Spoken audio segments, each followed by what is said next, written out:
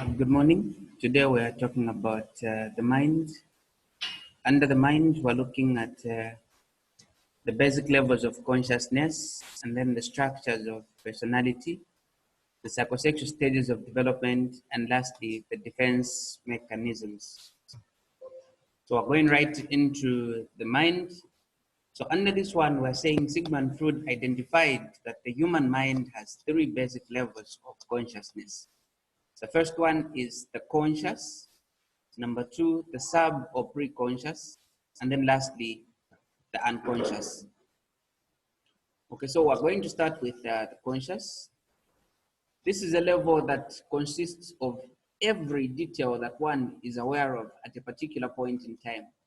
The conscious is a storage for the thoughts, the present feelings, the current motives or emotions that one is actively aware of at that particular moment. Okay, so a person operating at this level is aware of all that he says and all that he does. This is basically what the conscious mind is. Secondly, the pre or subconscious contains all materials just beneath the surface of awareness. These are materials that can easily be recalled or retrieved. Okay, the preconscious is a level of faculty where there's partial awareness.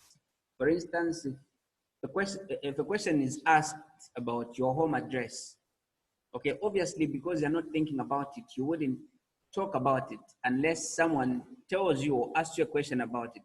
You can easily recall this information.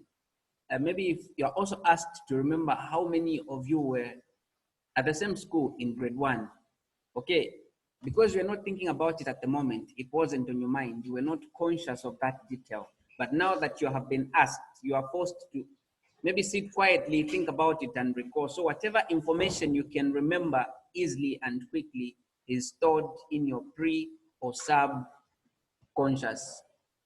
Then thirdly, we are talking about the unconscious. We are saying the unconscious, as the name states, is a level of no awareness at all. And Sigmund Freud's personality development is based on this part of the mind, which is called the unconscious. This is a storage of the biggest chunk of ideas, the memories, the desires that you are not aware of now. Okay, so we're saying in the unconscious, all the things that you have gone through, all the pain you have experienced, the joy you have gone through, the death of the loved ones, all these things that you have seen or touched, smelled, felt from childhood are all stored in your unconscious. Okay, so we're also saying all this material that is in your unconscious is able to influence you. Okay, from the time you had it stored until the day that you die, this information will be able to have an influence on the way you talk, the way you act, and other things. Okay, so we're saying an example of a situation in which these materials influence you are in your dreams. Most of the things that we dream about are things that are stored in our unconscious. And another instance is the slip of the tongue. Whatever you utter then is not something out of the blues, but something you have probably thought about, something that is stored in a part of you. So these are the three basic levels of consciousness: the conscious mind, the pre or subconscious mind, and the unconscious mind. Okay, so after the basic levels of consciousness, we're now going to talk about the structures of personality. So according to Sigmund Freud, there are three forces that affect the function of human life. In other words, there are three basic structures of personality. Number one, we have the ego. Number two, we have the superego. And then we have the ego also. So the id, the ego, the superego. All the three forces are present at birth. We are saying the id, the ego, and the superego are all present when a child is born, but only one of them, which is the id, is evident, or it is the only one that manifests. Okay, so we're saying the levels at which a human being is influenced or affected by these forces is different depending on which force is present. Okay, so we're going to look at the id a little more detailedly. So we're saying the id is the first to have an influence on the functioning of a human being, and the id operates on the pleasure principles. What this means is that the major function is to find immediate satisfaction for the basic pleasurable impulses. Okay, So the id seeks to provide pleasure to the body to make the body happy. The most basic explanation could be that when a baby is born and the baby wants to feed, no matter what, the baby must feed. This is because the id is the structure that is operating at that particular moment. Okay. So the kind of pleasure that an individual attains or gets is the sexual pleasure. Okay, and human beings have a sexual instinct which is known as eros. It is eros that is responsible for making a person happy, gratified, and satisfied. Okay, so the power of eros, which is functioning in the id, manifests itself from the moment a child is born. Okay, so the sexual pleasure will be expressed by a child focusing on a different body part. So we are saying at every stage in life, there is sexual pleasure that a child or a human being must have. And this pleasure is often taken or gotten through a particular part of the body. And this part of the body is called an erotogenic zone or erogenous zone or a discharge point. We're saying the part of the body that is responsible for attaining sexual pleasure at a particular age in life is called a discharge point. Okay, so the sexual energy in a human being is called libido. We have talked about four different things. We are saying the id operates on the pleasure principles, and then we are saying at a particular stage in life, uh, the part of the body that is responsible for gaining pleasure is called a discharge point. It is also called an erogenous or erotogenic zone. And lastly, we're saying the sexual energy in a human being is called libido. Okay, so we're saying the id simply focuses on the needs of a baby, and the needs of a baby must be satisfied no matter what happens. So Sigmund Freud, after having understood the functioning of the ego, came up with the psychosexual stages of development. That is the oral stage, the anal stage, the phallic stage, the latency stage, and the genital stage. Okay, so under the oral stage, pleasure and satisfaction come from oral activities such as feeding, sucking, and making noise. And the mouth at this stage is a discharge point or the source of pleasure. So we are saying the libido at this stage should manifest. However, if the libido is entrapped or it is not allowed to manifest or be evident, behaviors such as smoking and chewing of gums are going to manifest in adulthood. Okay, so we're saying at oral stage, the mouth is the source of the pleasure through sucking, making noise, and feeding. Okay, it is also the same mouth that is used to express sadness. When the baby is hungry, the baby must eat. Okay, so the same mouth is used to both express pleasure and also express sadness. That is under the oral stage. Under the anal stage, it lasts from 2 to 3 years. We are saying the mouth was on oral stage. So under anal stage, the anus becomes the erogenous or discharge point. Okay, so we're saying as children develop their ability to control bowel and bladder habits, pooping and urinating, satisfaction is gained through bowel control. Okay, so we're saying retaining and expelling of feces is the function or the purpose of the anus. So if a child is able to retain them or expel them, some pleasure is attained. So we're saying later in life, a child whose toilet training was too strict, over strict, will manifest to either be stingy or be excessively smart. So we have talked about two stages. The oral stage, where sucking must be done using the mouth. Pleasure is gained through that method. And then under the anal stage, the anus becomes the discharge point. As the child poops or retains feces, satisfaction is gained. So the third one is the phallic stage, which lasts from the age of 4 to the age of 7. Under this one, we are saying the genitals or the sexual reproductive organs replace the anus as a source of pleasure, and masturbation or fondling at this stage may even become a common practice. Okay, so two things happen here. Number one, a child tends to form a sexual bond with a parent of the opposite sex. Okay, what this is called is Oedipus complex in boys. Oedipus complex means a boy child begins to form a sexual relationship. To some extent, it is like the boy may try to have sexual intercourse with the mother. Okay, in women or in girls, this is called Electra complex. This is what we mean when we say Electra complex. What we mean is that a girl child is forming a sexual bond or sexual relationship with the father. Okay, more like the girl is trying to have that sexual stimulation through touching the body of the father or being close to the father's body. However, later on in life, with the development of the superego, the child must resolve the Oedipus and Electra complex. What that means is that a boy child who had Oedipus complex, meaning having a sexual bond with the mother, must resolve and begin to relate also to the father. Okay, a girl child who had Electra complex must also begin to move from relating to the father alone to relating with the mother also. However, if a child identifies too much with the parent of the same sex, it may lead to one not being attracted to the opposite sex.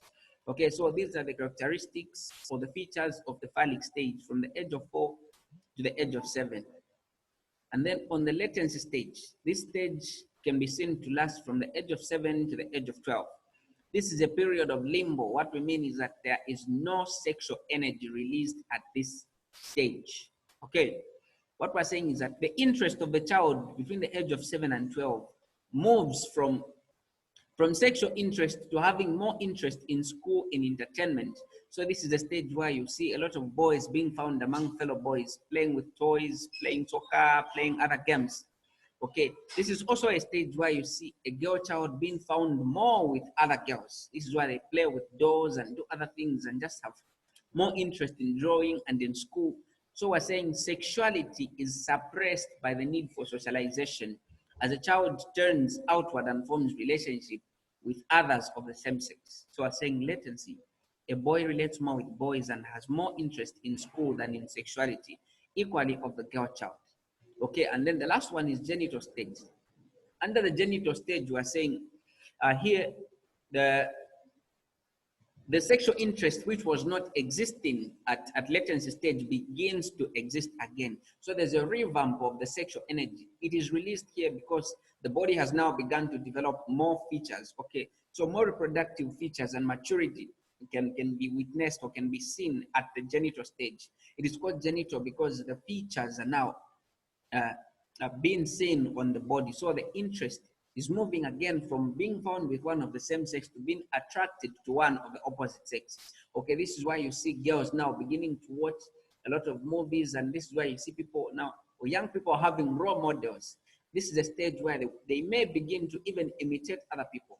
For example, girls who have models may begin to try and dress like their models and behave and speak like their models so as to be attracted, or rather so as to be attractive to those of the opposite sex. So the interest now here is sexual. A relationship must be formed between one of this sex and another of the opposite sex. So these are basically the contents or the characteristics of the psychosexual stages of development that Freud came up with after having understood the functioning of the id. Okay, secondly, we're talking about the ego. We are saying the ego develops after the id. Since the id operates on the pleasure principle, the ego here operates on the principle of reality. Okay, reality here means what is permissible, what is allowed, and what is logical. So we are saying the ego is a part of the mind that develops through one's experience with reality. The ego controls the animalistic demand of the id. An example is that when a baby is born, okay, it is the id that is operating. So basically there, when the baby is hungry, food must be provided, milk must be provided, okay? So all the needs of the baby must be met. This is why you see that a baby between 1 and 2 years, a baby may even begin to have temper tantrums because they have the id operating and their needs must be met. Now, with the development of the ego at a later stage in life, we can see that there's some control that's being exercised to the needs of the id. So the id must get what it wants. That is the pleasure principle. Now the reality principle here is saying what you want is not available. You must wait until it is made available. So we're saying the ego is now exercising some control towards the animalistic demands of the id. Okay, we are saying if all the demands that the id wanted were to be carried out, one could be a danger to him or herself. Okay, that is why to reduce this danger, the ego must come in and minimize the demands of the id. Okay, so we're saying the ego may delay gratification of the impulses or may find unacceptable outlets for some needs. Basically, what we're saying is that a baby who has the id operating may need food that is not currently available. Okay, but because the id operates on the pleasure principle, the baby cannot wait for the food to be made available. The baby must receive the food. Okay, so now this is where the ego will come in to say, the food is not available now. You must wait. Okay, so this is why now the ego will try and remove, or rather delay this gratification by maybe allowing the child to cry, and maybe after crying, the child can end up falling asleep. This is because there's now an ego that is beginning to delay some of the demands of what? Of the id. So the id controls the unreasonable demands from the id by using the following defense mechanisms. Okay, the first defense mechanism here is called repression. Okay, so repression means pushing into the unconscious, the unreasonable. Okay, so we're saying some of the demands of the id can be threatening. Okay, some of the needs of a human being may be hard to find and may be threatening. So what the ego is going to do here is going to just push some of these demands into the unconscious. We said in the unconscious, there are things that are stored there, desires that are stored there that you cannot remember now. You're not conscious of them. You're not aware about them now. So basically, the ego can actually make you forget some of the things that you wanted. Okay.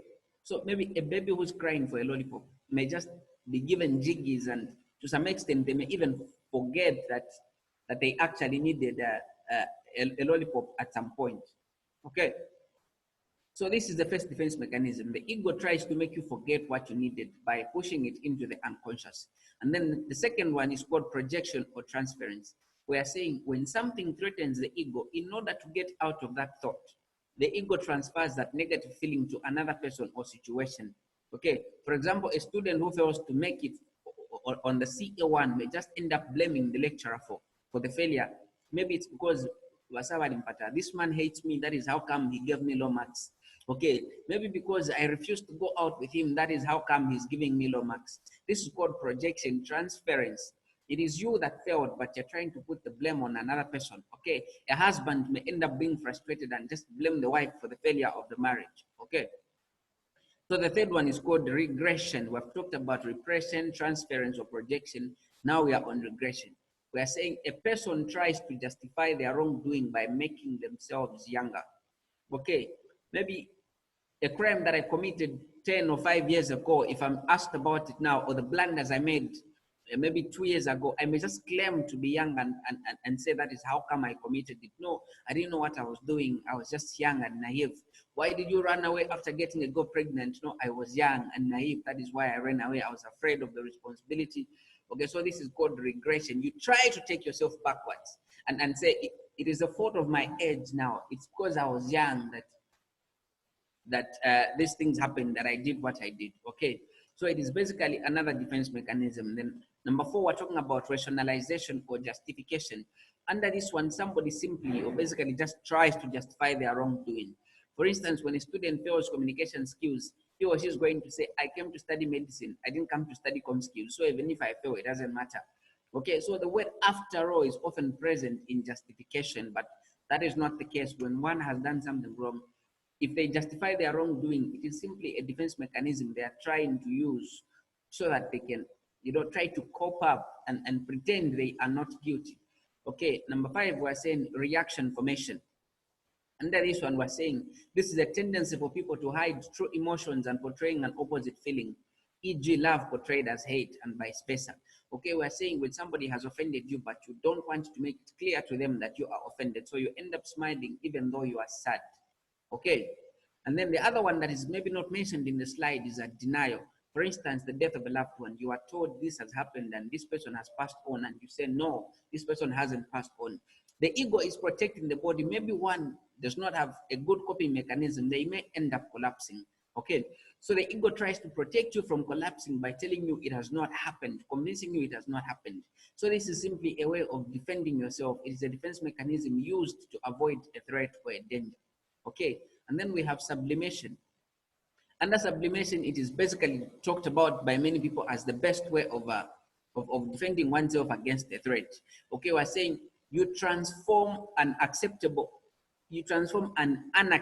emotion into something acceptable. Okay, you transform a negative emotion into a positive emotion. For instance, a man frustrated by a wife may just go to the gym instead of beating the wife, but go and hit a punching bag.